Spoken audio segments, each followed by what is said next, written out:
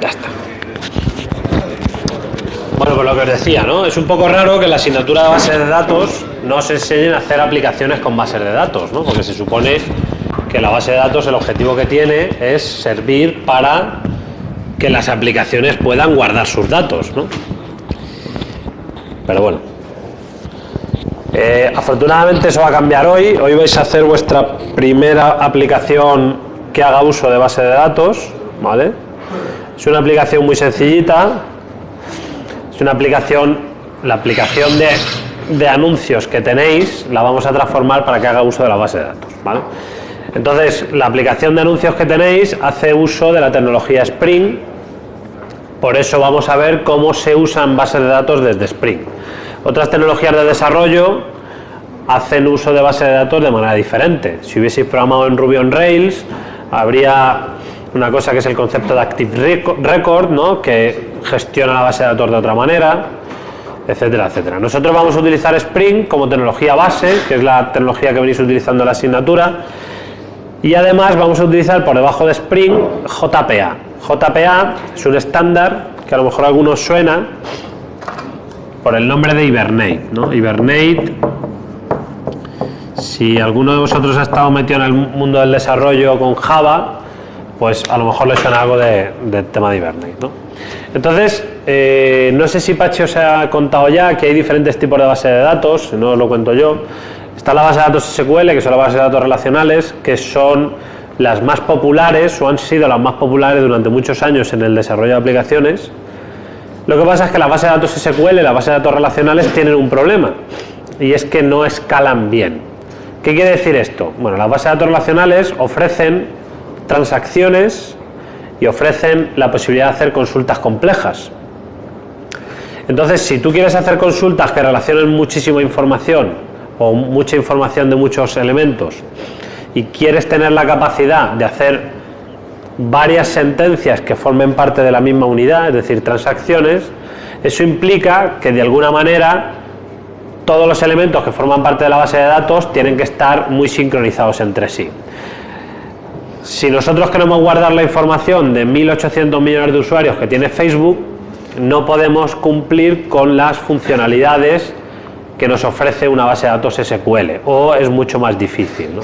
Entonces, las bases de datos no SQL es otra familia de bases de datos que ha nacido sobre todo porque las aplicaciones de Internet necesitaban muchísima información, necesitaban gestionar muchísima información. Entonces han empezado a salir una familia de bases de datos que se las conoce con el nombre de no SQL, pero básicamente en contraposición a las relacionales, ¿no? Son bases de datos que no son relacionales. El término ha ido cambiando un poquito y ahora el no SQL se le conoce, o el acrónimo se le conoce como no solo SQL, porque hay muchas bases de datos de estas modernas que también permiten ser utilizadas a través de las sentencias SQL, aunque no son relacionales. Bueno, luego ya os contaré un poquito, si no da tiempo, de no SQL, si no lo cuenta Pachi el próximo día. Vamos a recordar las bases de datos relacionales. Los sistemas de base de datos son programas que se instalan, que se ejecutan y que permiten el acceso a datos, la inserción de datos, la modificación de datos, la consulta de datos a través de un lenguaje que normalmente es el lenguaje SQL, que ahora veremos un poquito, ¿no? Una de las características que tiene una base de datos es que permite el acceso concurrente a la información desde varios programas, ¿no? Porque vosotros sí que sabéis escribir ficheros en disco. Entonces, ¿qué ofrece una base de datos que no ofrece un fichero en disco? Precisamente la característica principal es el acceso concurrente. Permite que varios usuarios accedan a los mismos datos a la misma vez sin problemas, ¿vale? De manera coordinada. La información siempre está centralizada y actualizada, ¿vale? Si nosotros accedemos a una aplicación web, normalmente una aplicación web tiene por detrás una base de datos y eso hace que, independientemente del dispositivo con el que nos conectemos a la web, los datos siempre estén actualizados. Siempre no tanto, ¿no? No sé si os ha pasado a vosotros alguna vez que habéis subido alguna foto a Facebook y habéis ido a otra máquina, le habéis dado a actualizar y todavía no estaba. O habéis cambiado la foto de perfil de GitHub y la habéis dado a actualizar y todavía tenéis la vieja, ¿no? ¿Por qué? Porque esos sistemas utilizan bases de datos no SQL. Las bases de datos no SQL están diseñadas para que la información se pueda leer muy rápido, pero el precio que pagan por ello, el precio que pagan por tener cantidades ingentes de información y que se pueda leer muy rápido, es que las actualizaciones tardan en llevarse a cabo, tardan en realizarse, ¿no? En una base de datos relacional no pasa eso. En una base de datos relacional las actualizaciones son instantáneas. En cuanto yo hago una actualización, puedo ver el resultado, ¿no?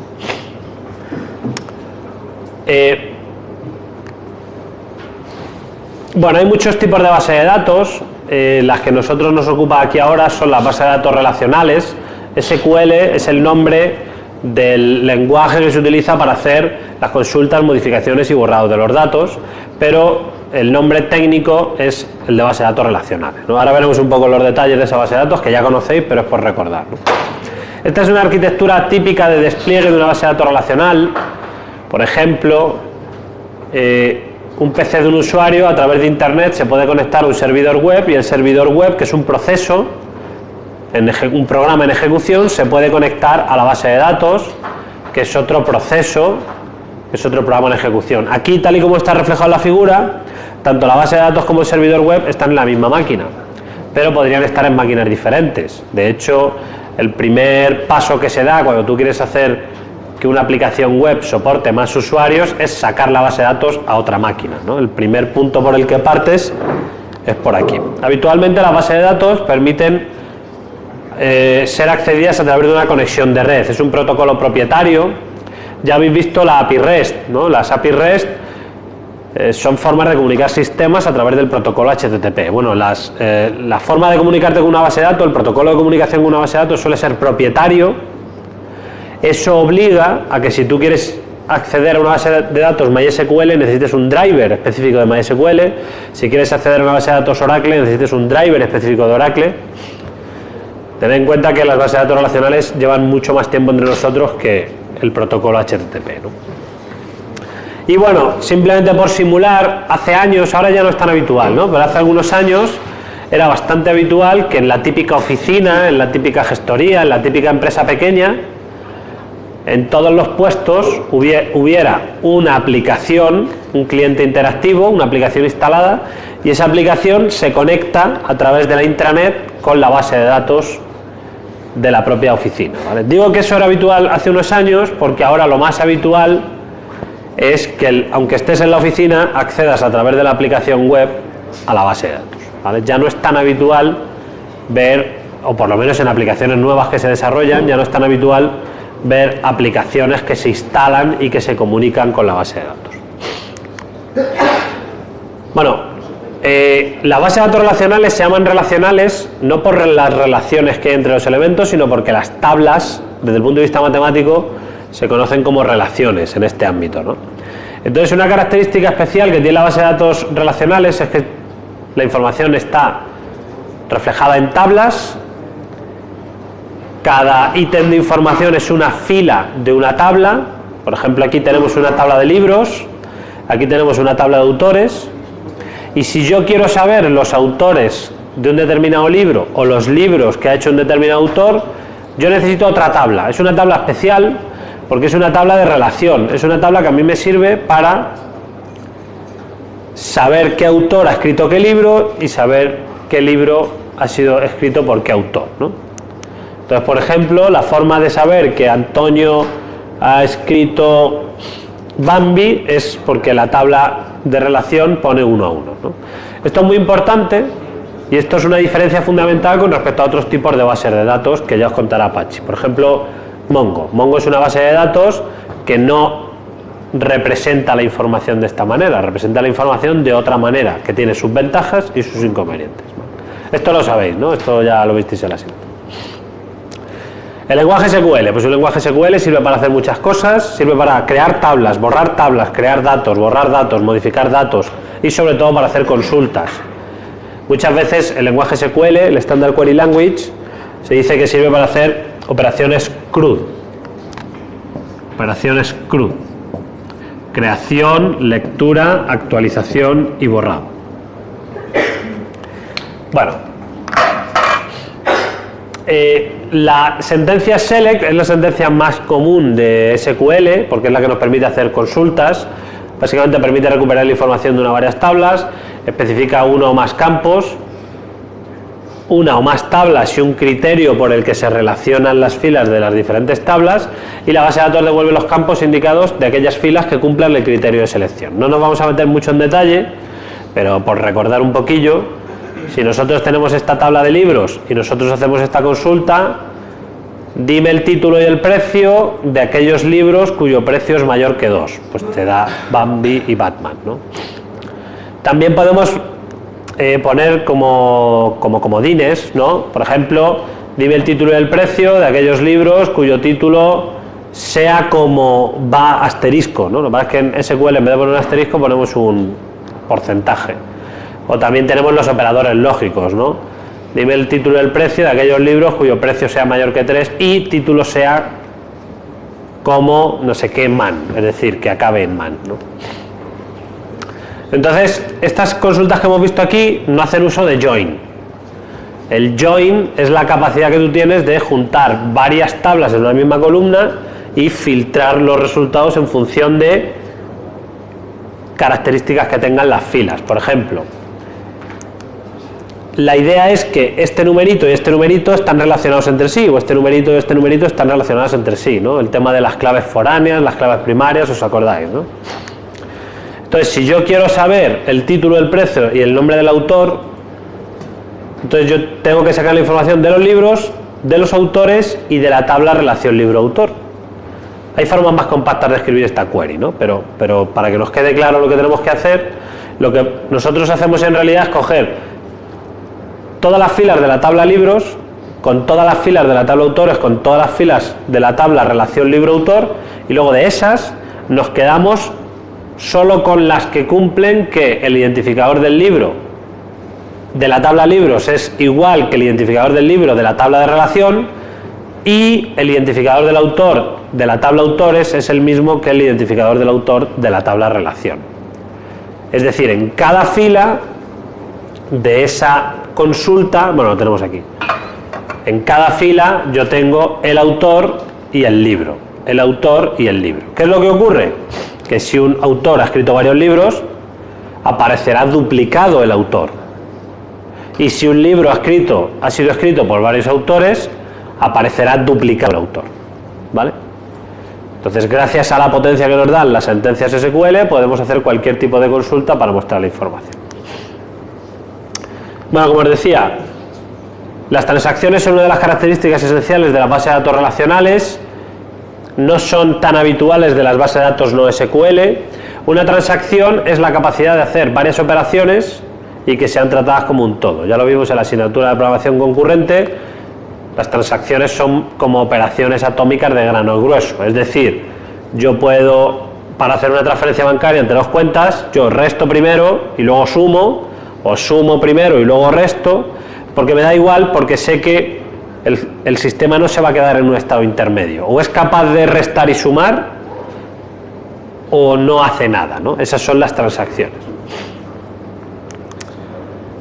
Bueno, en realidad una transacción es un conjunto de sentencias SQL que tú puedes deshacer en cualquier momento si no te interesa, o que el sistema puede deshacer de manera automática en caso de conflicto, ¿no? Entonces tú, cuando vas haciendo una transacción, abres la transacción, ejecutas una sentencia, luego otra sentencia, luego otra sentencia, y si todo va bien, tú haces commit de la transacción, y si la base de datos te dice que ok, tú lo que puedes saber es que todas tus operaciones se han realizado correctamente. Si al intentar hacer commit la base de datos te da un error, lo que puedes saber es que ninguna de las operaciones se ha reflejado en la base de datos. Lo puedes reintentar luego tú si quieres, ¿vale? O puedes darle un error al usuario y que reintente él cuando quiere. Pero lo importante es que la base de datos nunca se queda en un estado inconsistente. Bueno, ¿qué base de datos relacionales tenemos? Hay un montón de sistemas gestores de bases de datos, hay un montón de productos, ¿no? Lo que he llamado aquí productos. Yo puedo utilizar Oracle, que vale una pasta.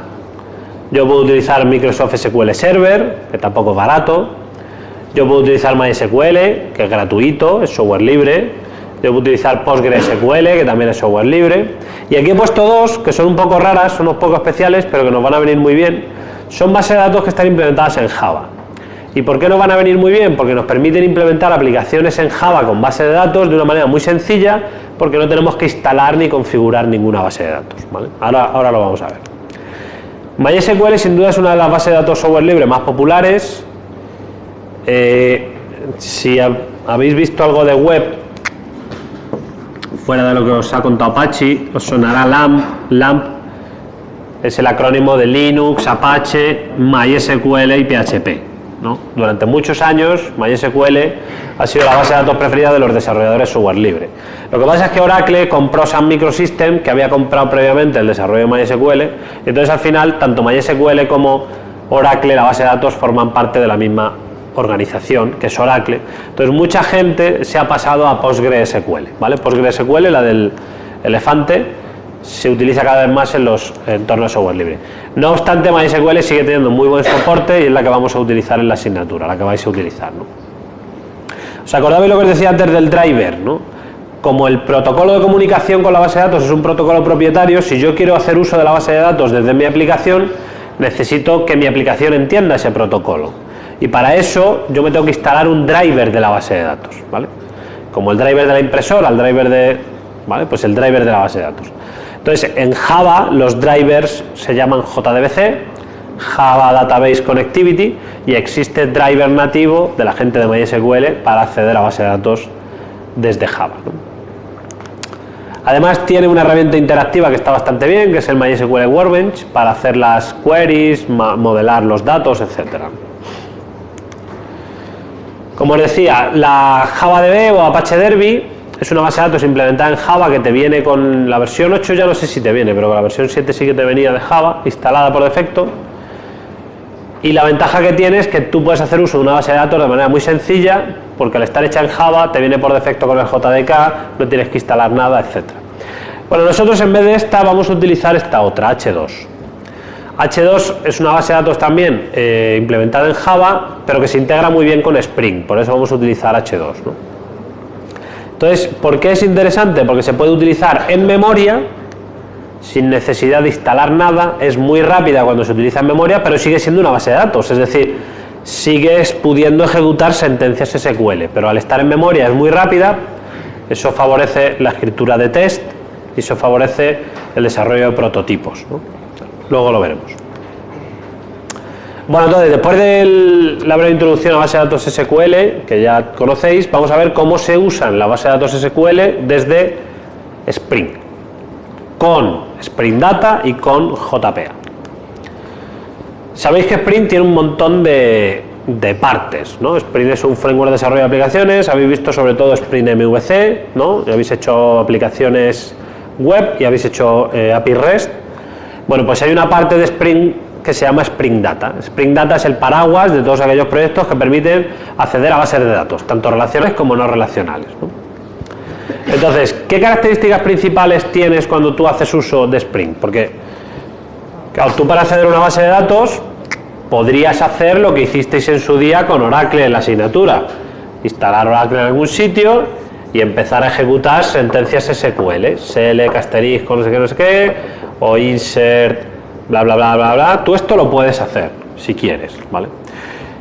Antes, cuando contábamos esto en las asignaturas, acceso a base de datos desde Java, contábamos cómo acceder a la base de datos de la manera tradicional, haciendo uso de las sentencias SQL, ¿vale? Lo que pasa es que al final este mecanismo es muy engorroso, es muy repetitivo, es muy propenso a errores, y gracias a Spring Data ya no hace falta que hagamos esto manualmente.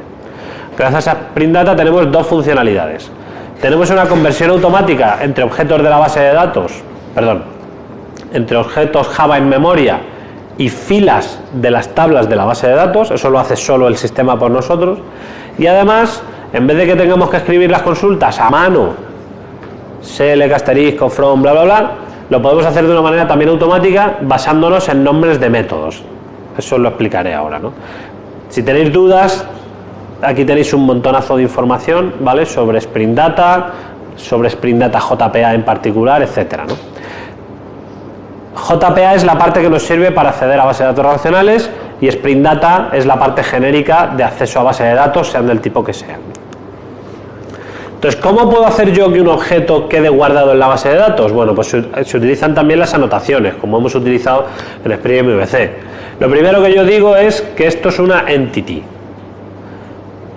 se les suele decir que la información guardada en la base de datos es una entidad en la nomenclatura de base de datos relacionales, ¿no? Entonces yo digo que esto es una entity, entonces yo tengo aquí unos atributos normales, tengo métodos normales, tengo constructores normales, además necesito un constructor vacío sin parámetros, lo necesito, ¿vale? Si no voy a obtener error. Entonces recordad, se le pone la notación entity, se le pone un constructor sin parámetros y además hay que poner un atributo especial que es el identificador. Todas las entidades que yo guardo en la base de datos quedan identificadas por un número, como hemos visto antes. Este numerito de aquí, este ID de aquí, yo le tengo que poner explícitamente en la clase para que cuando yo cargue un objeto de la base de datos pueda consultar cuál es su identificador, cuál es su ID, ¿no? Gracias a esta otra anotación de generated value, lo que le estamos diciendo a la base de datos es que nos vale con que la propia base de datos genere ese valor de identificador. Nosotros podríamos utilizar uno propio. Si nosotros, yo que sé, por ejemplo, estamos guardando coches, pues a lo mejor queremos utilizar la matrícula como identificador, porque no hay dos coches con la misma matrícula, ¿vale? Pero bueno, si no tenemos ningún requisito especial para los IDs, podemos utilizar la estrategia de generación automática y ya está, ¿no? Entonces, con esto, los objetos de esta clase ya se pueden guardar automáticamente en la base de datos y el sistema, ahora os explicaré quién, el sistema se encarga de coger estos datos de aquí, estos atributos, y meterlos como fila de una tabla en la base de datos, ¿no? Pero ¿cómo yo puedo hacer consultas? ¿Cómo yo puedo hacer queries? Bueno, pues eso se hace con unos interfaces especiales que heredan de una interfaz padre que se llama CRUD Repository. ¿Os acordáis lo que decía antes de CRUD, ¿no? Cuando yo tengo un elemento en mi aplicación que sirve para acceder a datos, a ese elemento le suelo llamar repository, ¿vale? Porque es un sitio donde guardar y recuperar datos, ¿vale? Entonces, un CRUD repository es un repositorio para hacer creaciones, borrados, actualizaciones, etcétera, ¿no? ¿Os acordáis de los generics, no? Cuando yo quiero una lista de string, le digo lista y entre angulitos pongo string. O si yo quiero un mapa de string a double, pues pongo mapa de string, double, ¿no? Bueno, pues los generics también se pueden poner cuando heredamos de una clase, cuando implementamos una interfaz. Y aquí básicamente le estamos diciendo que el repositorio de clientes es un repositorio que gestiona clientes y que los clientes están identificados por un identificador de tipo long, ¿vale? Es importante decir el tipo que identifica a los clientes porque tú puedes decidir que sea string, que sea long, que sea integer, ¿vale? Lo habitual es que sea o integer o long, pero aún así hay que ponérselo siempre, ¿no? ¿Veis este long de aquí? Pues tiene que ser coherente con este long de aquí. Si aquí hubiese puesto string, pues aquí tendría que haber puesto string también, ¿no? El interfaz CRUD repository tiene un montón de métodos, luego los veremos, ¿vale? Pero además tú puedes añadir métodos nuevos. Por ejemplo, tú puedes decir, oye, devuélveme todos los clientes cuyo apellido sea este que te paso como parámetro. O devuélveme todos aquellos clientes cuyo nombre sea este que te paso como parámetro. Entonces, cuando nosotros en el código Spring invoquemos este método, automáticamente se va a generar una query del tipo select asterisco from customer where name igual bla bla bla bla bla bla bla, ¿vale? Nosotros no tenemos que generar la consulta a mano. Esa es una de las ventajas que tiene Spring Data, que genera las consultas por nosotros, ¿vale? Vale, ahora ¿cómo podemos usar estas dos partes, ¿no? Hemos visto el cliente, que es una entidad, es decir, un objeto cliente, un objeto customer, yo puedo ir y guardarle la base de datos. Y luego tengo un repositorio, un CRUD repository, con el que puedo sacar objetos de la base de datos, pero además también puedo insertar objetos en la base de datos. Aquí tenemos un ejemplo. Nosotros podemos hacer un controller, ya sabéis hacer dos tipos de controller, sabéis hacer un controlador que atiende peticiones web y sabéis hacer un controlador que atiende peticiones tipo REST, ¿no? Bueno, pues hay otro tipo de controlador que viene muy bien también, que es un command line runner, ¿veis? Es un controller normal, pero implementa la interfaz Command Line Runner. ¿Este controlador en qué se diferencia de los demás? En un controlador web se ejecuta un método cuando alguien hace una petición desde un browser. En un controlador REST se ejecuta un método cuando alguien hace una petición desde un cliente HTTP. Bueno, pues un controlador de este tipo es un controlador que se ejecuta cuando arranca la aplicación. ¿Vale? Se le podía haber llamado Initializer o Starter o... No, le han decidido llamar Command Line Runner porque se ejecuta en cuanto arranca la aplicación, pero además todos los parámetros que tú le pases a la aplicación cuando arrancas, él los puede consultar, ¿vale? Por eso se le llama Command Line Runner, porque es para hacer aplicaciones por línea de comandos en realidad, ¿vale? Entonces es un controlador como los que ya conocéis, con la única diferencia de que está pensado para ejecutarse nada más arrancar la aplicación, y en realidad la aplicación finaliza la ejecución en cuando se ha terminado de ejecutar si es el único controller que hay. Tú puedes mezclar en la misma aplicación controller web y controller de estos. Entonces, como tienes controladores web, se levanta un Tomcat por dentro y la aplicación queda a la espera de peticiones. Pero si tú solo tienes controladores de este tipo en tu aplicación, cuando se ha terminado de ejecutar el controlador, la aplicación se para, ¿vale? Como es un controlador, podemos hacer uso de la inyección de dependencias. Podemos hacer el AutoWire.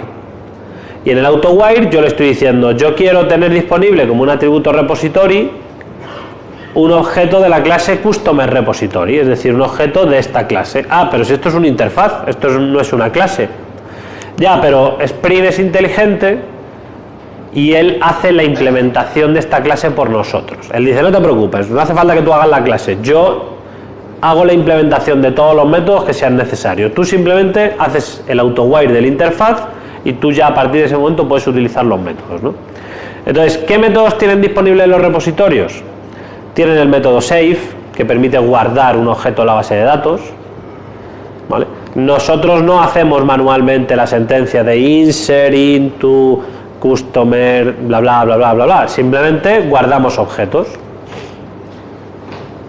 También podemos, una vez que se han guardado los objetos, también podemos hacer búsquedas.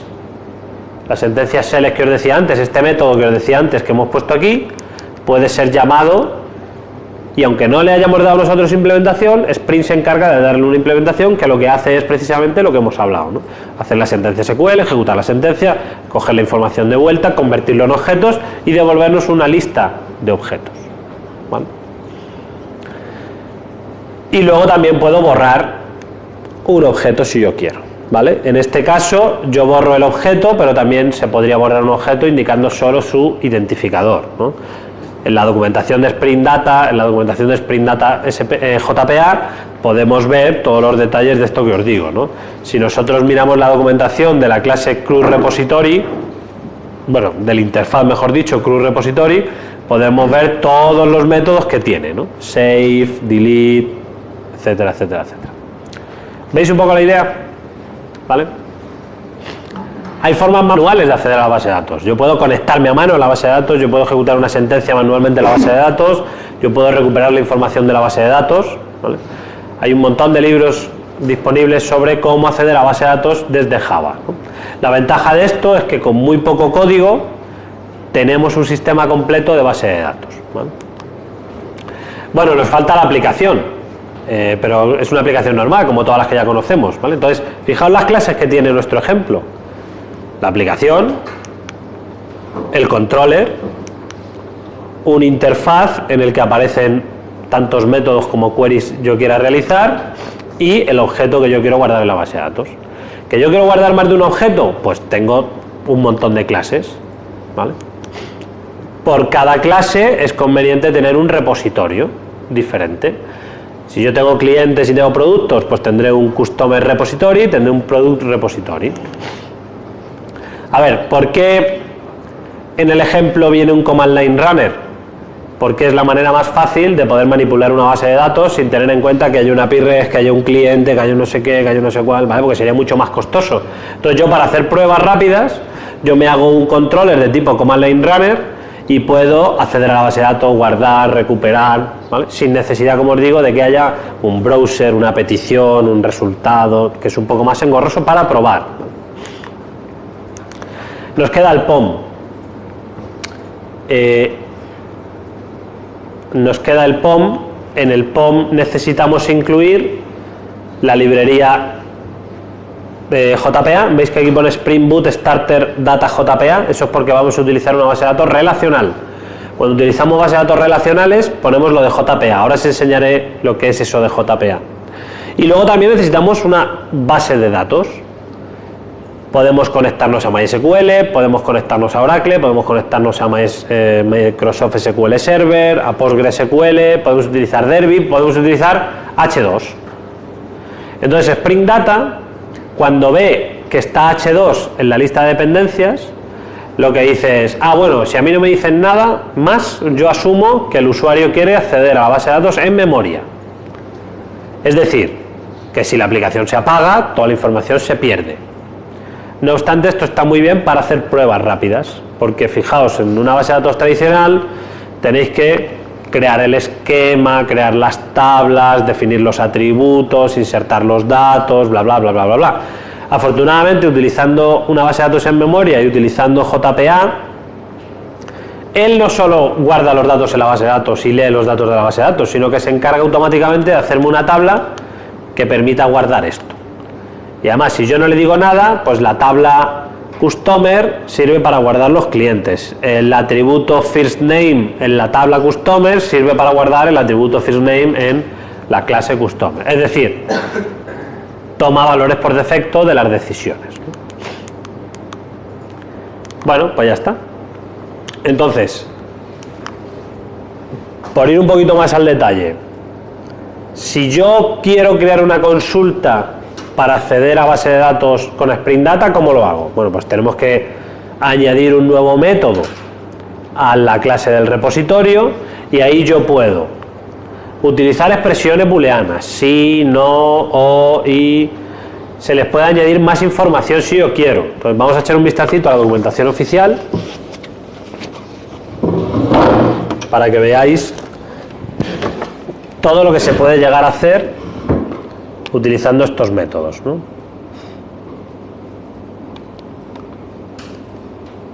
Sea posible.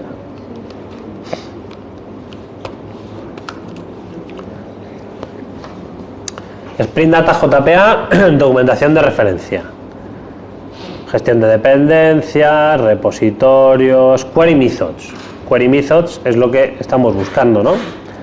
La funcionalidad estándar de las aplicaciones CRUD, de los repositorios, usualmente hay queries del almacén de datos subyacente. Con Spring Data tú puedes declarar esas queries de la siguiente manera. Lo primero, te creas un repositorio que herede de repository o CRUD repository. Son ligeramente diferentes, pero el concepto es el mismo. Luego tú añades un método.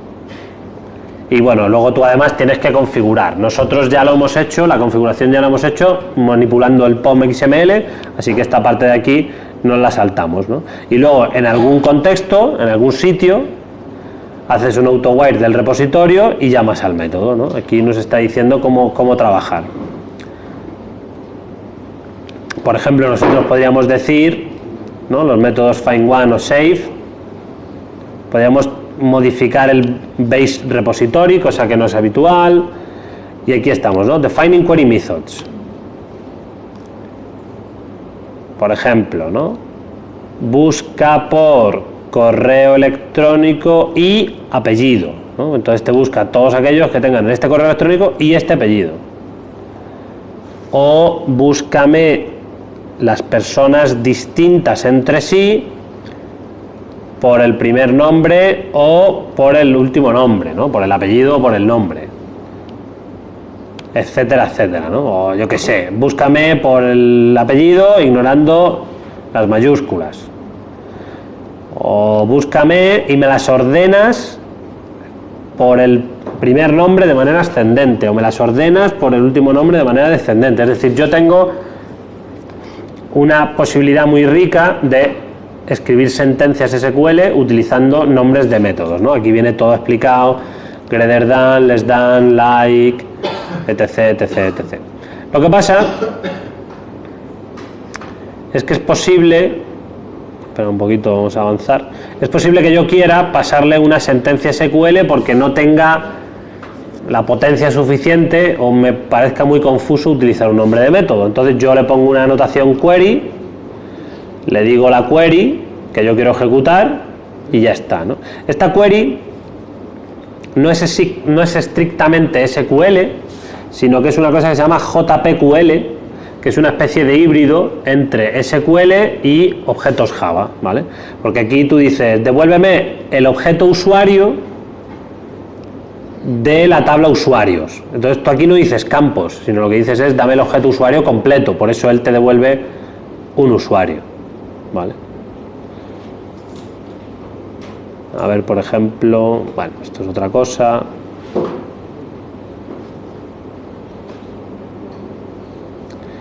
Quiero ver a ver si viene más información sobre las queries.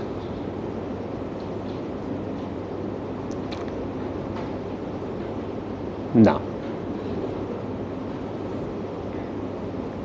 Por ejemplo, mirad, ¿cómo podría yo integrar un repositorio en un controlador REST?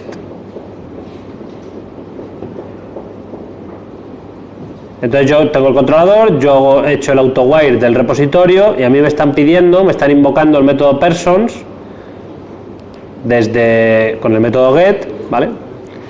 Lo que pasa es que me están dando información sobre cómo quieren que yo les devuelva los resultados, ¿no? Entonces yo le puedo decir al repositorio que me busque todos los elementos utilizando esta información sobre la página. Este objeto sirve para hacer paginación de queries, ¿vale? Vale, tampoco lo vamos a ver nosotros mucho en detalle.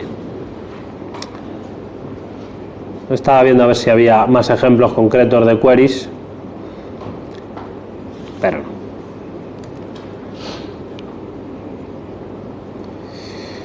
Vale, eso que os acabo de decir, la creación de consultas con interfaces, es una funcionalidad propia de Spring Data. No es una cosa estándar, es una cosa que han hecho los desarrolladores de la librería Spring. En cambio, la capacidad de convertir objetos a base de datos relacional y de base de datos relacional a objetos lo hace la librería JPA. Y JPA sí que es un estándar, no tiene nada que ver con Spring, sino que es un estándar propio de Enterprise Edition, ¿vale? Es decir, os lo podéis encontrar aunque no estéis utilizando Spring, ¿no? JPA. Aquí tenemos la página oficial de JPA, una de las páginas oficiales. Es el acrónimo de Java Persistence API. Entonces proporciona, me interesa que veamos las descripciones porque luego muchas veces este es el tipo de material que vosotros tenéis que consultar, ¿no? The Java Persistence API provides a POJO Persistent Model for Object Relational Mapping, ¿no? Básicamente lo que quiere decir es que la librería proporciona, POJO es el acrónimo de Plain Old Java Object, objeto Java normal, para entendernos, proporciona un modelo de persistencia para los objetos Java normales haciendo un mapeo objeto relacional. Esto suele ser muy habitual, el ORM, Object Relational Mapping, suele ser bastante habitual cuando utilizamos bases de datos relacionales desde lenguajes orientados a objetos. Y aquí lo tenemos, ORM. Los ORMs existen en muchos tipos de tecnologías diferentes. Yo puedo utilizar PHP y tener un ORM.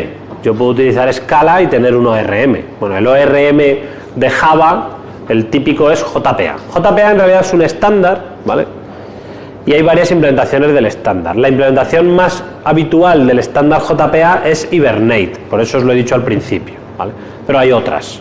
OpenJPA, Eclipse Link, etc. Vale, entonces, ¿qué hace un ORM? Pues un ORM se encarga de crear las tablas partiendo de clases o bien crear las clases si es que ya tenemos una base de datos relacional. O sea, yo puedo programar código Java y pedir que me genere la base de datos, o yo puedo coger una base de datos que ya tengo y pedir que me genere el código Java, ¿no? Puedo hacer esas dos cosas. Nosotros aquí lo que vamos a hacer es siempre el formato en el que yo programo Java y que me genere las tablas, perdón.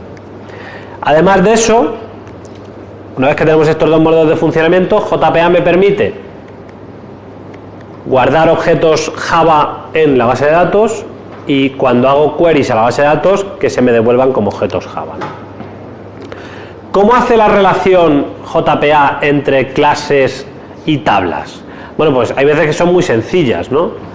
Si es una clase normal que tiene atributos de tipos primitivos, entero, string, fecha, pues él me hace una tabla que tiene tantos campos como atributos tiene la clase, tantas columnas como atributos tiene la clase. Lo que se complica un poquito más son las relaciones, ¿vale? Si os acordáis de la asignatura base de datos, había que determinar, cada vez que una entidad estaba relacionada con otra entidad, había que decidir si era una relación 1 a 1, 1 a n o m a n, ¿no? Si un cliente podía comprar varios productos, pero si un producto solo podía ser comprado por un cliente o por más de un cliente, etcétera, ¿no? Entonces las relaciones, cuando JPA se da cuenta de que tú en tu clase tienes una lista a otra entidad, por ejemplo a product, pues él dice, aquí hay una relación. No sé si será una relación 1 a n o será una relación n a m, pero aquí hay una relación, ¿no? Si yo en vez de tener una lista de product tengo un product, aquí no hay mucho problema. Si yo tengo un producto solo, es una relación 1 a 1 y esto no plantea mucho problema. El problema viene cuando tenemos una lista o tenemos un mapa, ¿no? Si tenemos un mapa o tenemos una lista, le surge la duda de si es una relación 1 a m o 1 a n, perdón, o m a n. Entonces, él toma un valor por defecto y asume que es una relación 1 a n, pero nosotros le podemos decir explícitamente que no, que es una relación m a n, ¿vale? Para esto se utilizan también anotaciones, igual que le decimos la anotación entity, nos sirve para decir que esto es una entidad que va a la base de datos, igual que una entidad ID que sirve para decir que este es el atributo para guardar el identificador, hay anotaciones que sirven para especificar todas estas cosas de las relaciones, ¿no? En concreto hay una relación que es one-to-many, que sirve, entre otras cosas, para configurar el mecanismo de guardado de datos. ¿Os acordáis del cascade cuando hacéis una operación de la base de datos? Es decir, si yo tengo una relación 1 a n, por ejemplo, si yo tengo la factura que está formada por productos comprados en una factura, si yo borro la factura, yo lo que quiero es que se me borren todas las líneas de la factura, ¿no? Entonces yo lo que quiero es que haya un borrado en cascada. Entonces, si nosotros anotamos una propiedad con una relación 1 a m diciendo one-to-many, estamos diciendo que es 1 a n, 1 a muchos. Y además, si le ponemos la propiedad cascade igual a cascade type all, lo que le estamos diciendo es que cada vez que se guarde un objeto de esta clase que tiene el atributo, también quiero que se me guarden todos los alumnos que haya dentro de la lista. Y cada vez que se borre un objeto que tiene esto como atributo, quiero que se me borren todos los objetos que están en la lista, ¿vale? Es una relación 1 a m o 1 a n, one to many, y además un alumno solo puede estar dentro de un objeto representado por esta clase, ¿vale? Imagínate que fuera, lo que sea, asignatura, ¿no? Si nosotros lo hiciéramos de esta manera, un alumno solo podría estar en una asignatura. ¿Por qué? Porque al borrar una asignatura con una lista de alumnos, estamos diciendo que nos borre todos los alumnos, ¿vale? Por ejemplo, imaginad que queremos hacer una entrada de un blog y tiene comentarios. Lo que queremos es que si borramos la entrada del blog se borren todos los comentarios, no queden los comentarios por ahí sueltos. Es decir, un comentario solo pertenece a una única entrada de blog. Muy bien. Ya hemos visto más o menos todo lo que necesitamos saber para empezar a utilizar bases de datos con Spring. Entonces, lo que yo quiero que hagáis ahora, lo que me ha pedido Patxi que os diga, es que transforméis el ejercicio de los anuncios para que en vez de utilizar la información en memoria, en vez de gestionar la información en memoria, guarde la información en una base de datos, ¿vale?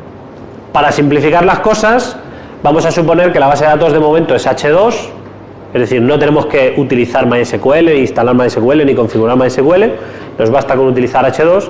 Entonces, los cambios que tenemos que hacer a la aplicación son los siguientes.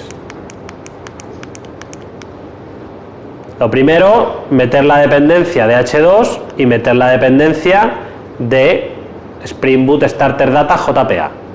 Las demás dependencias que ya teníamos, de rollos de web y de Mustache y de no sé qué, todas esas siguen valiendo, ¿vale? Porque yo lo que quiero es hacer más cosas, no quitar cosas.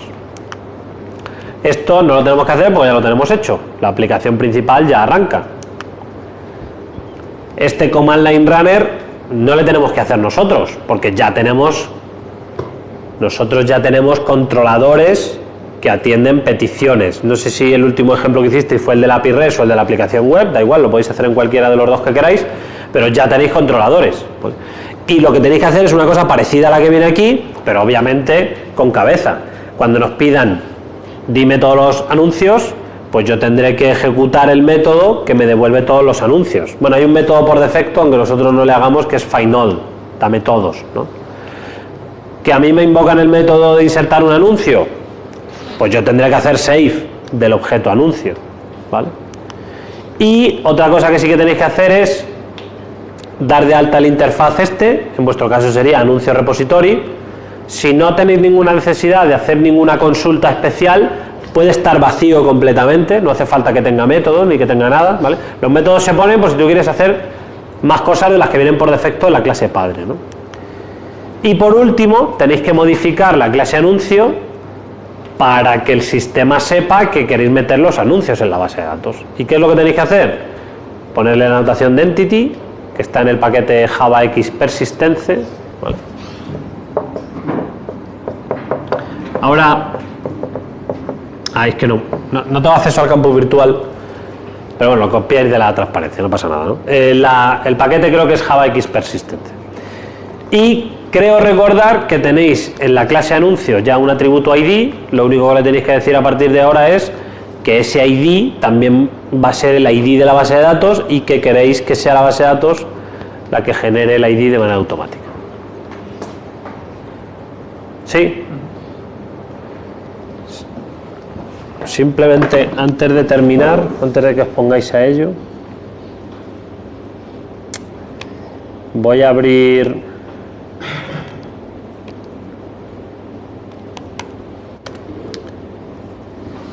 el ejemplo, ¿vale?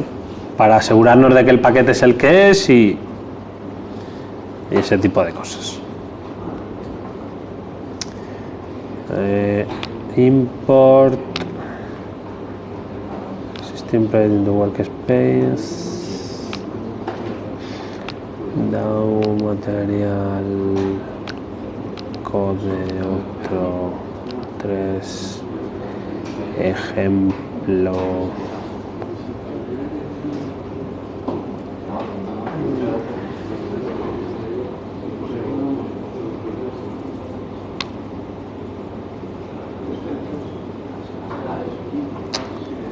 No debe de ver. Espera un segundo.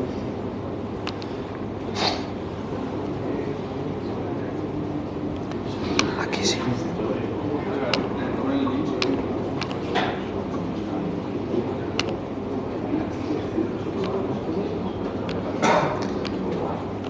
Bueno, aquí tenemos el ejemplo, ¿vale? Le podemos echar un ojo directamente en Eclipse para que veáis cómo funciona. Joder. Vale.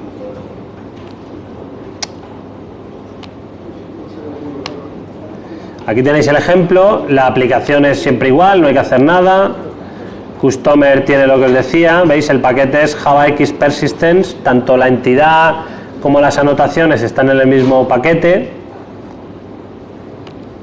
El repositorio, pues hereda de Crew Repository. En este caso, ojo, porque el repositorio padre está en este paquete. Si le dais a autocompletar, él los busca y os propone, ¿no? Pero por si tenéis dudas, org springframework.data.repository. Y luego el usaje, bueno, es un ejemplo un poquito más completo que el que viene en la transparencia, porque la transparencia para que quede un poco más compacta. Pero veis, con save podemos guardar. Find_all nos permite recuperar todos los elementos. Yo puedo buscar uno en concreto pasándole el identificador, find one, Y bueno, yo en general, si me pongo aquí, podéis ver todos los métodos que tiene. Yo puedo borrar pasándole un identificador, puedo borrar pasándole una entidad concreta, puedo borrar pasándole un montón de entidades, puedo decir que se borre completamente, le puedo preguntar si un determinado ID existe en la base de datos sin que sea cargado, etcétera, etcétera, etcétera, etcétera, ¿vale?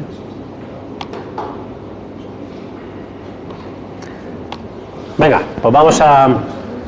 Cogéis el ejercicio, el del ejemplo que tuvierais de los anuncios. Hay una única entidad, anuncios, si no me equivoco mal, ¿no? No tenéis comentarios, ¿no? Los anuncios todavía. Vale. Pues empezáis a añadir todos aquellos elementos que sirvan para utilizar la base de datos.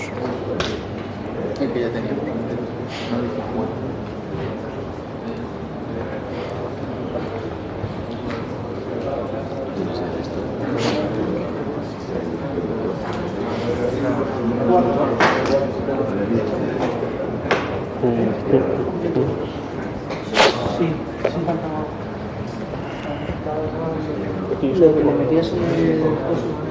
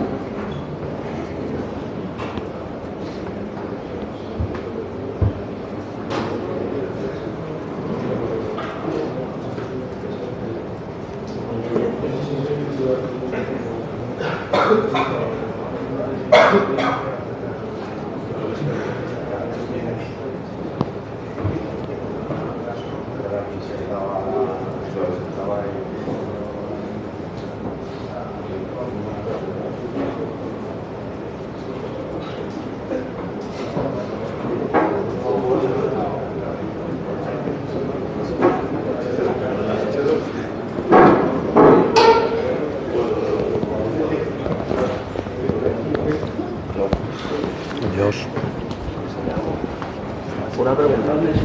En Maven, o sea, para hacer aplicaciones Spring Data, Spring MVC o lo que sea, tengo que crear un proyecto Spring.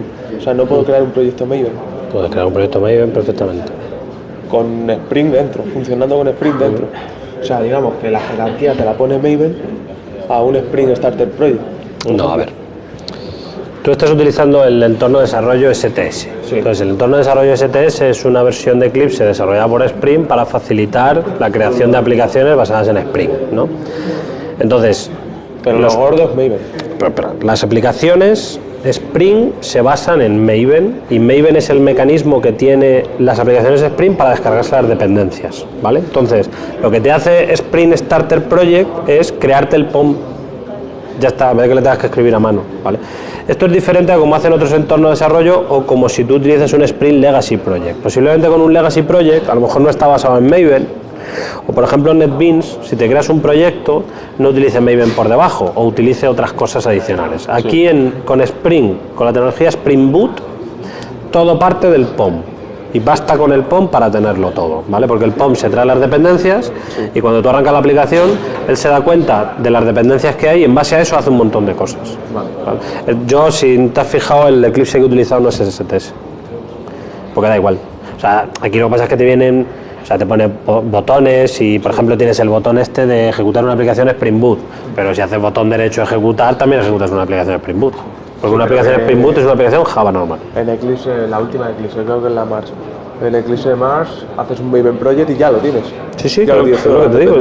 Yo no tengo este instalado, tengo el normal. Vale, ok. Porque las dependencias no están en Eclipse, las dependencias están en Maven, entonces se descargan.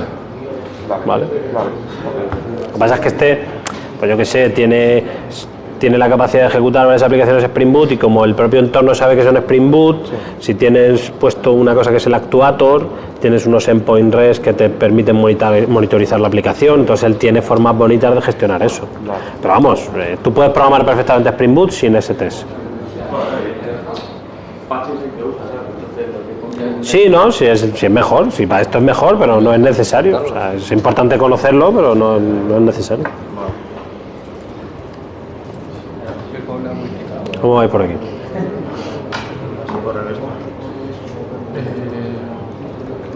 Para cuando Sí. creas el proyecto, cuando te pones el usuario el mustache web, era JPA lo que te quiero añadir también el otro.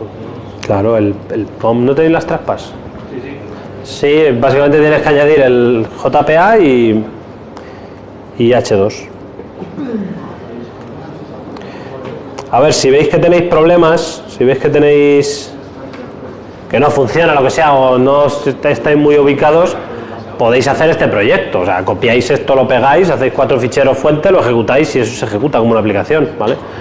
Lo único que falta son los imports, pero vamos, son automáticos, ¿no? Le decís a Eclipse que los rellene y los rellena. Sí. ¿Hay que hacer un proyecto nuevo indicándole que queremos usar H2 o simplemente cambiando las dependencias ya tendría que ir? Yo te recomiendo que te crees uno nuevo, pero le puedes copiar el que tienes. Le copias, le añades las dependencias y ya está.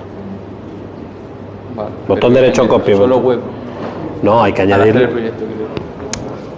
A ver, si tú vas a copiar el que ya tienes, lo único que tienes que hacer es añadir Spring Data JPA y H2.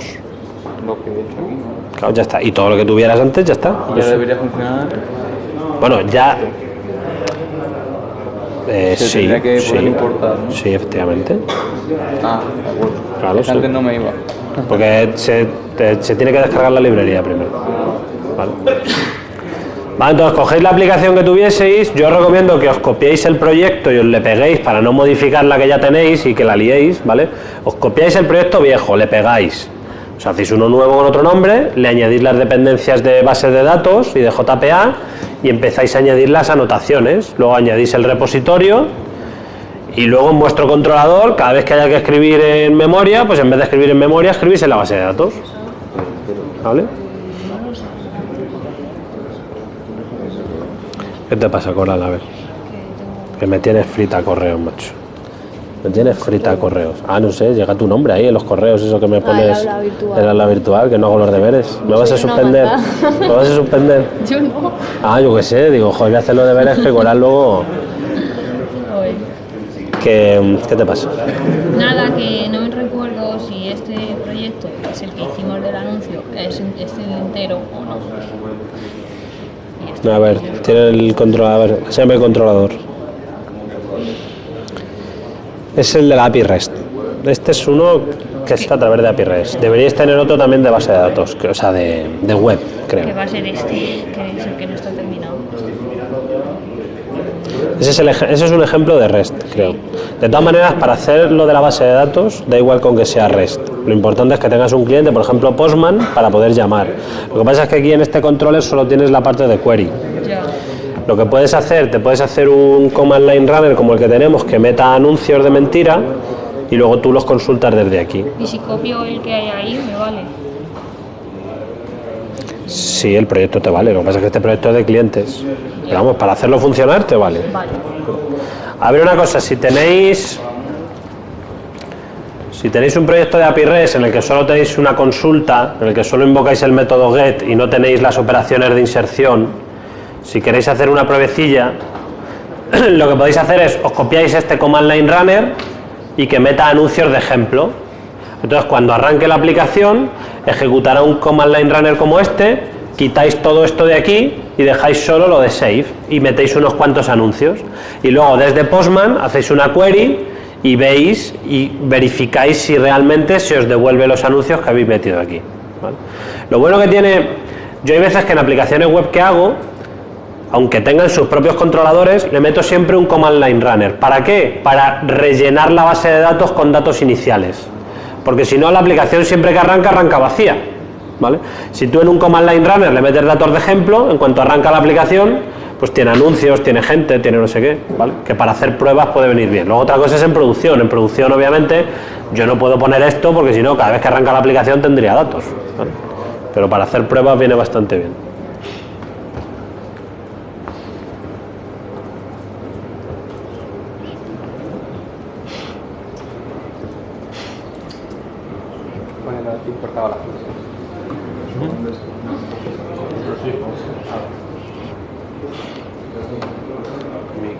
Control Shift o Control 1.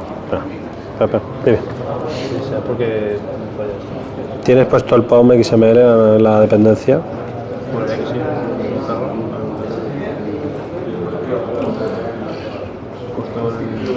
H2 y el JPA no lo veo por ningún lado. Ahí, vale. Pues sí, a ver, sube para arriba, se llama el código otra vez. Baja un poco.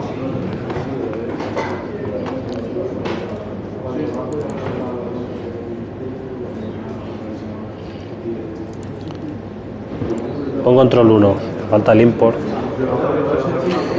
Cruz repository. A ver si es que no se ha descargado bien las dependencias Maven. Spring Boot 1.3.3, vale. JPA, ¿lo tienes aquí? Este tira de...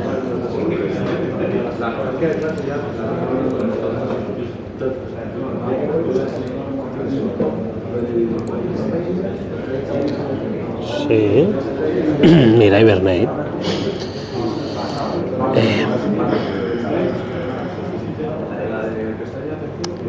Pon interface. Es que es una interfaz. Es que si no, él se cree que él busca una clase.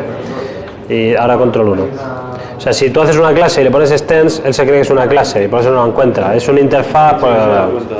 Sí, nada, es un detalle.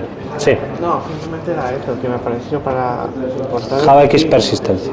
JavaX, no Hibernate, ¿no? No. Como dijiste, ahí existe. No, pero Hibernate está por dentro. Tú tienes que importar JavaX persistente. También pone arriba, mira, ¿ves que pone arriba JavaX persistente? Ah, vale. Pues Vale. ya está, era eso. Era eso, ¿no? Vale. A ver.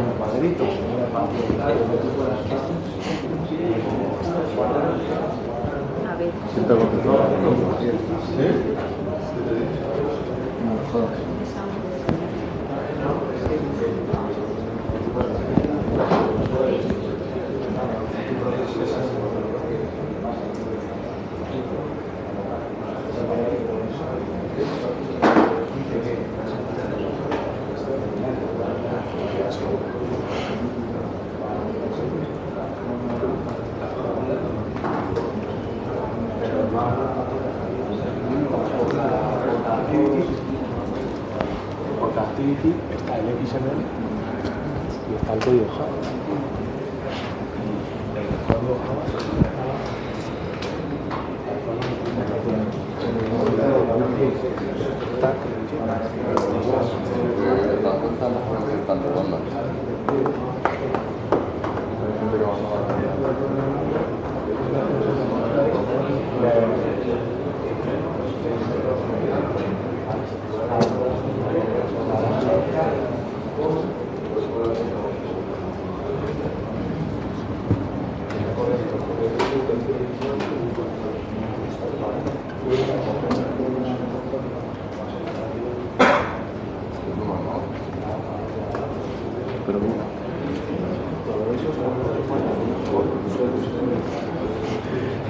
O sea, cuando a localhost, tú pones localhost, 2.8080.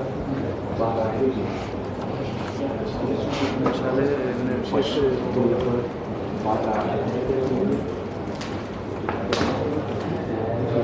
Java útil, las listas están en Java útil, no en Java útil.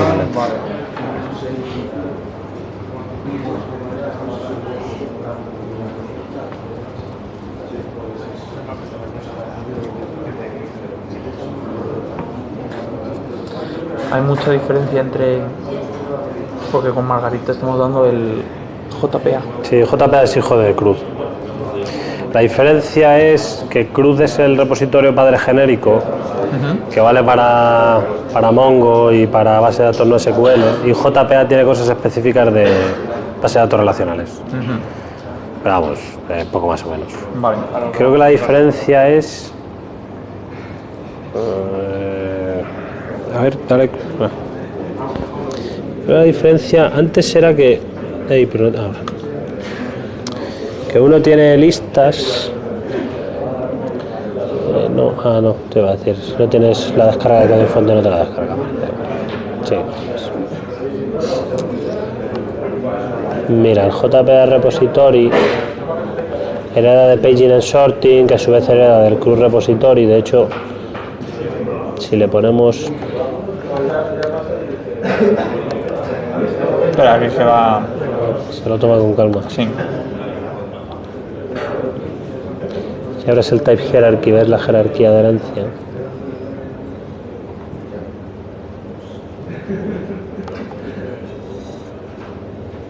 Bueno, pues serán primos hermanos entonces. Bueno, yo creo que sí que heredaba de...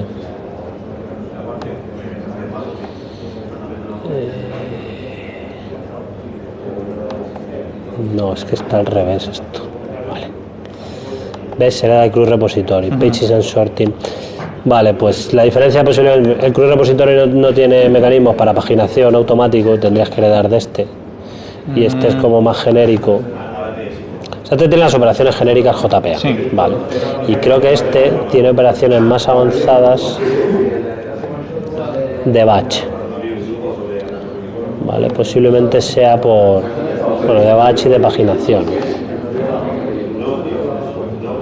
Sí. Pero vamos, que es, para lo que vais a hacer aquí y con Margarita es equivalente. Vale. No te preocupes.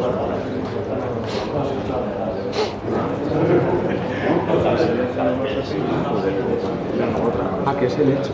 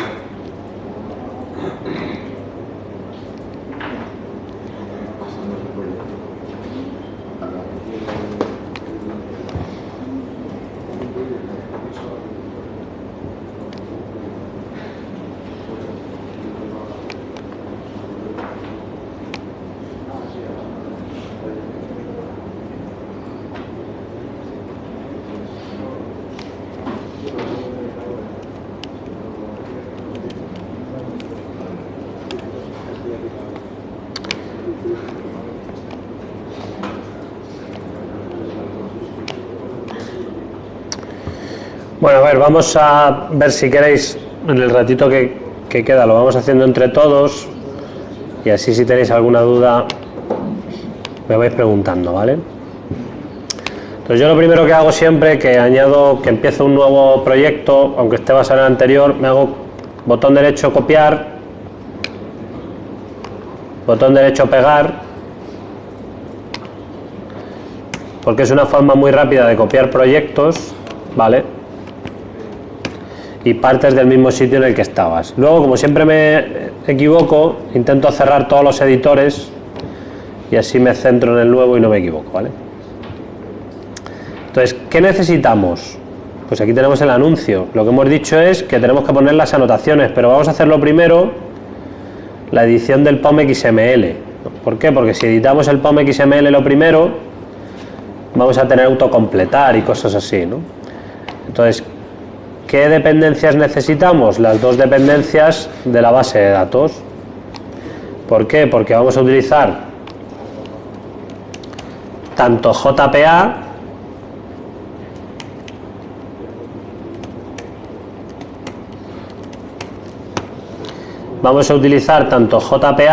como la base de datos H2, ¿no?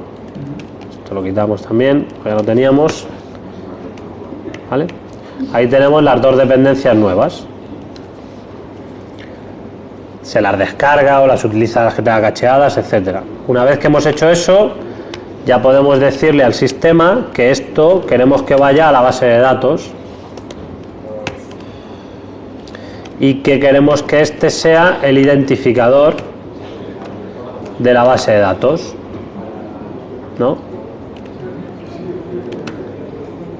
Aquí le decimos que queremos que esté generado, que como me propone varias, para no equivocarme, generated value,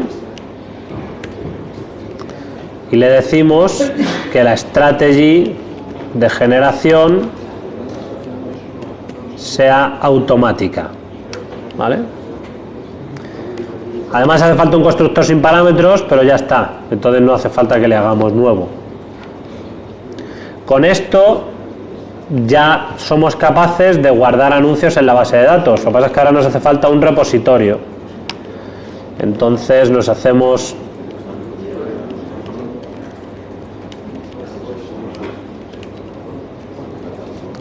un repositorio de anuncios.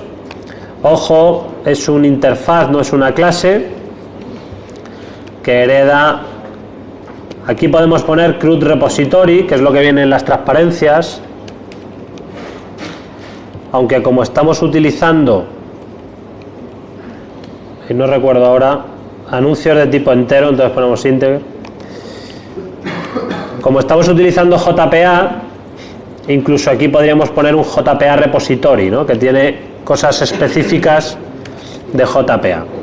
No son muy relevantes, pero si queremos lo podemos utilizar, ¿vale? Luego, como no necesitamos ningún método especial, porque no vamos a hacer ninguna query especial para esta aplicación, pues no añadimos ningún método más. Y lo único que hacemos ahora es sustituir la lista en memoria de anuncios por un AutoWire que sea realmente un anuncio repository, ¿no? Entonces ya con eso nosotros podríamos guardar y devolver datos de la base de datos. ¿Qué es lo que tengo que hacer yo aquí para que esto funcione? En vez de devolver la lista de anuncios, ¿qué tengo que devolver ahora cuando alguien me pida todos los anuncios? ¿Ideas? Tendremos que invocar un método. ¿Dónde? ¿En qué objeto? Repository. ¿Qué le decimos? Final, efectivamente. Dame todos los anuncios. Cuando a mí me pidan que inserte un anuncio, ¿yo qué tengo que hacer ahora? repository.save de un anuncio nuevo que puede ser el que me pasan directamente por parámetros. No hace falta que le ponga yo el ID, porque lo hace él. Por eso tiene una estrategia auto, ¿no? Sale afuera. Y si a mí me piden que muestre un anuncio en concreto, ¿qué tengo que hacer? Me voy al repository, find one, ¿no? Le paso el ID.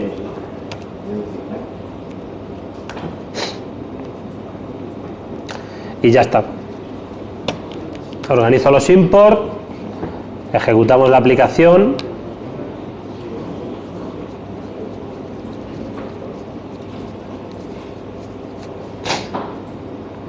Y si yo me conecto a esta aplicación, inicialmente no tengo ningún anuncio y puedo crear los anuncios, ¿no?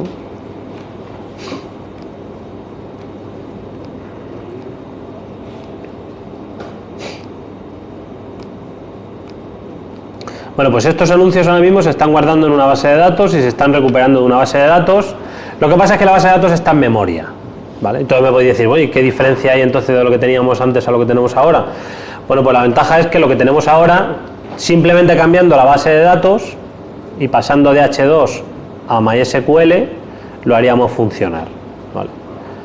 Que es de hecho lo que vamos a hacer ahora, ¿vale? ¿Tenéis alguna duda de los cambios que yo he hecho para convertir la aplicación en base de datos? ¿Me ha hecho falta tener un command line runner? Pues no, porque bueno, tal y como lo he hecho no he puesto valores iniciales por defecto. He decidido que cuando arranque la aplicación esté vacía. Y lo único que he tenido que hacer, ¿he necesitado otro application.java? No, porque ya tenía uno. Lo único que he hecho ha sido poner el repositorio y añadir las dependencias. Ya está. ¿Vale? Esto que ahora es bastante sencillo, hace unos años era bastante más complicado de hacer, ¿vale? Lo que pasa es que gracias a la tecnología Spring Boot, afortunadamente todo se ha simplificado mucho, ¿vale? Spring Boot es una tecnología relativamente joven, como veis va por la versión 1.3, pero cada vez se utiliza más porque ha facilitado muchísimo el desarrollo de aplicaciones, sobre todo aplicaciones web y de este tipo en Java, ¿vale? Bueno, ¿algún comentario de lo que hemos hecho? No, luego lo sube Pachi para que tengáis la solución. Es que no tengo acceso al campus virtual, pero vamos, son 4 detallitos, ¿vale?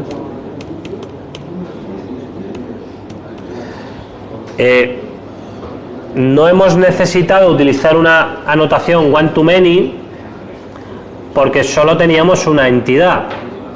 Cuando vayáis a hacer la práctica, cuando vayáis a hacer un ejercicio un poquito más complicado, posiblemente tengáis varias entidades relacionadas entre sí, y entonces ahí sí que os hará falta la anotación one-to-many, ¿no?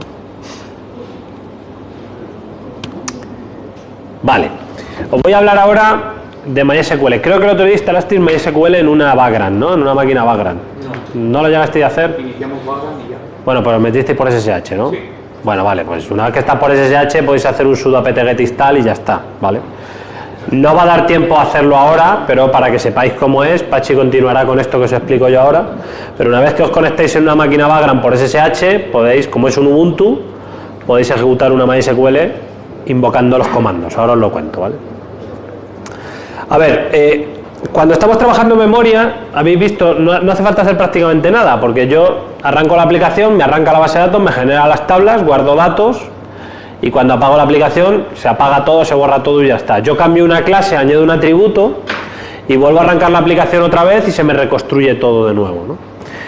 Pero claro, cuando estamos trabajando con bases de datos reales, cuando los datos están persistentes en el disco duro, cuando yo construyo una tabla tiene unos campos, y si yo resulta que voy y modifico una clase y añado un campo nuevo, ¿qué pasa con la tabla? Se le añade el campo nuevo, y si yo borro un campo, ¿qué pasa? ¿Se borran los datos de la base de datos? ¿Qué es lo que ocurre, no? ¿Cómo es el ciclo de vida cuando una base de datos es persistente? Bueno, como les decía, para instalar MySQL en una máquina Ubuntu, básicamente hay que hacer sudo apt-get install MySQL server, y si quisierais utilizar una herramienta interactiva y tuvieseis como sistema operativo Ubuntu, también lo haríais igual. Si tenéis como sistema operativo Windows, pues entonces os vais a la página de MySQL y os bajáis un .exe y lo instaláis, ¿vale? Es decir, la herramienta interactiva no se instala en la Vagrant, se instala en vuestro host o bien en otra máquina independiente. Pero bueno, no me quiero, simplemente que lo sepáis, ya lo haréis con Pachi. Lo que quiero que veamos es un poco el ciclo de vida. Lo primero, si yo voy a utilizar MySQL, tengo que sustituir H2 por MySQL, ¿vale? Para que no se haga un lío. Lo que no tiene mucho sentido es que tenga dos bases de datos. ¿Es posible? Pues es posible, pero ya hay que toquetear mucho, ¿no? Entonces, lo que tiene sentido para nosotros es cambiar la dependencia y que automáticamente, en vez de utilizar base de datos H2 en memoria, utilice MySQL. Pero yo le tengo que decir cuál es la ruta de la base de datos, cuál es el nombre del usuario, la clave del usuario, ¿no? Todo eso se lo especifico utilizando un fichero application.properties. Los ficheros application.properties es un fichero propio de Spring que se coloca en la carpeta src main resources, y cuando arranca la aplicación Spring se va a mirar ahí cosas y en función de lo que ponga ahí, pues actúa de una manera o actúa de otra, ¿no? En concreto, lo que intentará será conectarse a la base de datos test del motor de base de datos que está en localhost, y él interpreta que es una MySQL utilizando root y pass, ¿vale? Cuando instaláis la base de datos con sudo apt-get install, os pregunta la password del root, ¿vale? Pues yo os recomiendo que le digáis pass, porque aunque sea un agujero de seguridad, si todos tenéis la misma contraseña, luego es mucho más fácil que os funcionen los ejemplos que os pasa Apache, ¿vale? Entonces, cuando os pregunte por la password, poner pass. Bueno, el driver class name en realidad es opcional, porque él lo podría inferir a través de la URL de la base de datos, pero bueno, si se pone, tampoco pasa nada, ¿no? Luego hay otra propiedad más, que esta es la madre del cordero, y es en el que le decimos a Spring qué queremos que haga con el esquema de la base de datos, qué queremos que haga con las tablas. Entonces tú le puedes decir, no hagas nada. Es decir, asume que la base de datos ya tiene las tablas que debería tener. Y si no, pues da error, ¿vale? ¿Cuándo se utilizará el valor none? Cuando estemos instalando una aplicación en producción. Cuando la aplicación ya esté completamente instalada y completamente preparada, vamos al ficherito application.properties, le ponemos none para que ya no vuelva a hacer nada con el esquema de la base de datos. Le podemos decir validate, que básicamente es, bueno, pues verifica si está todo como debe estar, y si no, da error al empezar. Si le decimos none, él no da error al empezar, lo que pasa es que puede fallar cuando se intente usar la base de datos. Si le decimos validate, él nada más arrancar verifica que la base de datos está como tiene que estar. Y aquí las interesantes para desarrollar son update y create drop. La opción create drop lo que le está diciendo a la base de datos es: compórtate como si estuviéramos en memoria. Es decir, cuando arranca la aplicación me creas todas las tablas y cuando paras la aplicación me las borras todas. De esa manera yo puedo añadir un atributo nuevo, yo puedo cambiar el nombre de una clase, yo puedo añadir una nueva relación y no me tengo que estar preocupando de los datos viejunos que había en la base de datos, ¿vale? Si yo le digo update, él intenta actualizarme la base de datos para que se comporte como yo quiero, es decir, intenta actualizar la base de datos para que funcione con las clases que yo tengo, pero no borra nada. Entonces, trabajar con update nos puede dar problemas, porque va dejando todo lo que hubiera previamente. Entonces, yo lo que os recomiendo es... Ahí no está aquí la otra parte.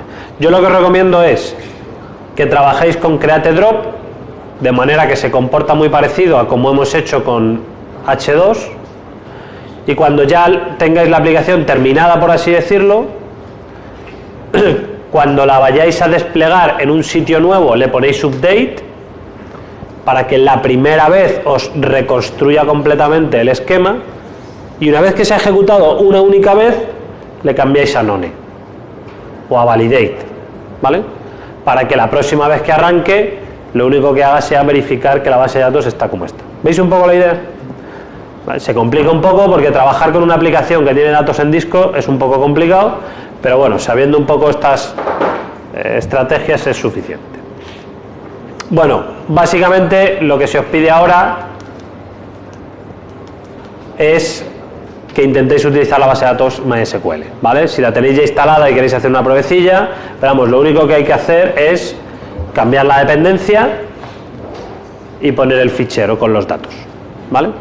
Entonces, si lo tenéis ya instalado, si lo queréis instalar en un momentín, lo podemos hacer entre todos, y si no, pues nada. Luego, lo siguiente, ¿qué hora es? Espérate. Venga, queda un ratito, vamos a hacer una cosa, ¿vale? Como no nos vamos a poner con esto de la base de datos, ya lo hacéis otro día, os cuento yo un poco más de teoría y ya está, ¿no? que queda muy poquito de teoría, ¿vale? Ya está, queda todo esto. A ver, ¿por qué es tan complicado trabajar con una base de datos cuando estamos desarrollando una aplicación o cuando estamos actualizando una aplicación? Porque cuando yo guardo datos y quiero sacar una nueva versión, imaginaos lo siguiente, ¿no? Yo hago una aplicación con base de datos, se la instalo a un cliente y el cliente empieza a trabajar con la aplicación en su casa, mete datos, fichas de usuarios, yo qué sé, imaginaos que es un taller mecánico, reparaciones, compra de piezas, facturas, etcétera, ¿no? Y yo resulta que luego voy con una versión nueva de la aplicación que añade campos en las tablas de la base de datos y es posible que una tabla la cambie de nombre, ¿no? Entonces, claro, no es tan fácil como quitar el software que tenía y ponerle el software nuevo y darle a arreglar, darle a ejecutar, perdón. Porque ¿qué pasa con la base de datos? La base de datos tiene el esquema antiguo. Entonces yo lo que necesito es una manera de modificar el esquema, pero no solo el esquema. Pensad, por ejemplo, que yo tengo un dato que es, no sé si os acordáis de la época en la que en los números de teléfono no era obligatorio poner el prefijo, ¿vale? Tú llamabas a uno de Madrid, no hacía falta que poner el 91 aunque estuvieras en Madrid. Pues claro, eso, imagínate cuando cambió, ¿no? Cuando cambió la política y que decía que todos los números tenían que tener prefijo. Imagínate en una base de datos en la que tú no tuvieras los prefijos. Pues no solo hay que cambiar el esquema, sino que hay que actualizar los datos, hay que hacer una política de actualización. Bueno, pues ¿esto cómo se hace? Pues para esto hay dos herramientas fundamentalmente que ayudan a hacerlo. Aquí en este libro que tenéis, Refactoring Databases, tenéis mucho sobre este tema, ¿vale? Es un libro bastante interesante si pensáis trabajar con base de datos. Y básicamente las dos herramientas que hay son Liquidbase y Flyway. Y básicamente, si te miras la página web de cada una de ellas, te dicen Database Migration Made Easy y Source Control for Your Database. ¿Qué quiere decir? Bueno, en realidad la base de datos no la vas a migrar, lo que vas a migrar es la aplicación, ¿no? Pero se le suele denominar Database Migrations cuando tú quieres hacer evolucionar los datos a una nueva versión. Y aquí él lo llama de otra manera, lo llama Source Control. ¿Por qué? Porque si os dais cuenta, lo que quieren hacer con la base de datos es lo mismo que hacemos con el código. Nosotros cuando cambiamos una cosa en el código hacemos un commit. Si os dais cuenta, al subirlo al repositorio de código vemos los cambios, vemos lo que ha cambiado con respecto a la versión anterior, que es precisamente lo que queremos que nos ayude una herramienta como esta, a realizar los cambios con respecto a la versión anterior, ¿no? Bueno, pues estas dos herramientas sirven para eso, no vamos a entrar en detalle de cómo funcionan, pero simplemente que sepáis que esto es esencial. Si queréis algún día publicar una aplicación que tenga base de datos y tenéis pensado sacar una nueva versión, tenéis que tener muchísimo cuidado con las migraciones de la base de datos, ¿no? Entonces, bueno, básicamente estas herramientas lo que sirven, funcionan de la siguiente manera. Mantienen una lista de cambios que hay que hacer en el esquema para evolucionar o migrar de una versión a otra. Es decir, hay un ficherito que te dice todos los cambios que tú tienes que realizar en la base de datos para que se convierta en la nueva. De forma que cuando la aplicación Spring arranca, él mira la versión de la base de datos, mira el fichero de cambios y si la versión de la base de datos no está en la que debe estar, aplica los cambios que le toca aplicar, ¿vale? No tienen por qué ser todos, porque la base de datos puede estar, imaginad que tenemos la versión 1, la versión 2, la versión 3 y la versión 4. Pues de la 3 y la 4 hay que aplicar unos cambios, pero de la 1 a la 3 hay que aplicar otros diferentes, ¿no? Bueno, tenéis un montón de ejemplos, un montón de documentación. Y aquí tenéis todos los links recogidos, ¿no? De Spring Data Commons, Spring Data para JPA y algunos tutorialcillos interesantes, ¿no? Y acabamos ya con la base de datos no SQL, porque yo perdón, yo no voy a entrar en detalle, será Pachi el que lo haga. Este libro está muy bien para base de datos no SQL. Hay muchas bases de datos no SQL, un montón. Mongo, Cassandra, CouchDB, Redis, React, muchas más de las que veis aquí, y cada una tiene unas características que las diferencia de las demás, ¿vale? No son parecidas como las bases de datos relacionales, no hay un SQL estándar, ¿no? Sino que cada una de ellas ha ido creciendo de una manera diferente y normalmente sirviendo para unas necesidades específicas.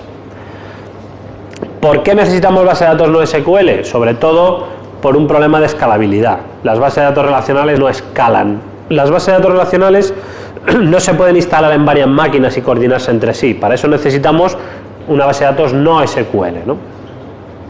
Entonces, el término NoSQL se identificó en el 2009, el otro día prácticamente, y básicamente es que son diferentes a las relacionales, y las características comunes es eso, que se diferencian de las bases de SQL, son escalables, muchísimo más que las relacionales, la mayoría son software libres, etcétera, etcétera. Y aquí hay una cosa muy importante y es la persistencia políglota. Tú normalmente haces una aplicación con un lenguaje de programación y con una base de datos. Ahora cada vez es más habitual tener una aplicación hecha con varios lenguajes de programación y con varias bases de datos a la misma vez, ¿no? Hay aplicaciones que utilizan bases de datos relacionales y bases de datos no SQL, ¿no? Incluso hay algunas que utilizan varias bases de datos no SQL a la misma vez, ¿no? Es lo que llaman la persistencia políglota. Por ejemplo, Redis se puede utilizar para colar de mensaje, Cassandra o Elasticsearch se puede utilizar para logs, MongoDB para documentos, objetos, etcétera, ¿no? Y bueno, simplemente ya por terminar, hay 4 familias de bases de datos: las de clave-valor, las orientadas a documento, basadas en columnas y basadas en grafos, y obviamente cada una de ellas tiene unas necesidades específicas. Una base de datos que permite guardar grafos no tiene nada que ver con una base de datos que permite guardar mapas clave-valor, o una base de datos que permite guardar documentos completos con atributos, ¿vale? Las de columnas son un poco más especiales. Vale, entonces ya Apache os contará mucho más de base de datos no SQL, os contará más de MongoDB. Lo que sí que podéis ir haciendo en casa es instalando MySQL, ¿vale? Lo podéis hacer, como os digo, os metéis por SSH, sudo apt-get install, y podéis hacer el ejercicio que viene aquí, que básicamente consiste en cambiar las dependencias de H2 a MySQL y poner el ficherito application.properties con las credenciales de la base de datos. ¿Cómo podemos asegurarnos de que todo va bien? Si nosotros miramos a la base de datos y tiene datos, es que se están guardando los datos ahí, ¿vale? Ya está. ¿Alguna duda, algún comentario? ¿No?